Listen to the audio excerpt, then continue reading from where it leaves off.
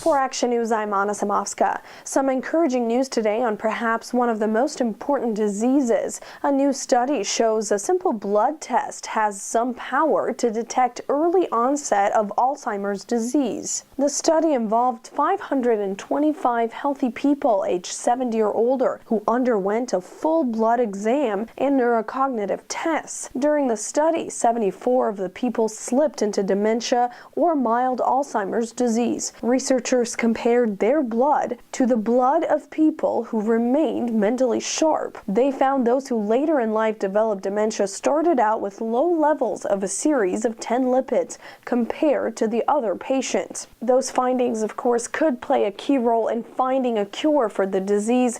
But while optimistic, that blood test is not yet ready for clinical use. Here's ACTIA's Dr. Gilbert Ross with more.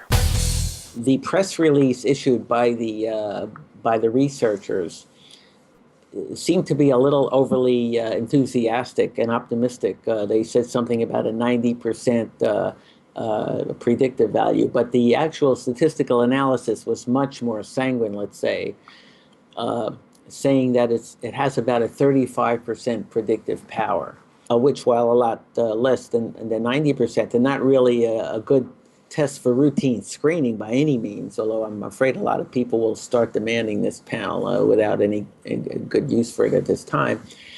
It will help to refine and target more potential Alzheimer's disease patients for future research. In the immediate future, this is going to be useful for pharmaceutical industry researchers to try to get a higher yield of patients who might develop Alzheimer's disease in the future, rather than just taking a random population group. If 3 to 5% of the random group is going to develop Alzheimer's disease, and in this group 35% will, that's going to help you do your research. But otherwise, it's just the first step, and we hope to get more refined techniques for predicting Alzheimer's disease. It's possibly the most important medical scientific program we can devote our time and energy to at this time. To read this story and others, you can head to our website, actia.org. That's acsh.org. And while you're there, don't forget to also sign up for your daily dose of news delivered right to your inbox. For ACTIA, I'm Anna Samovska.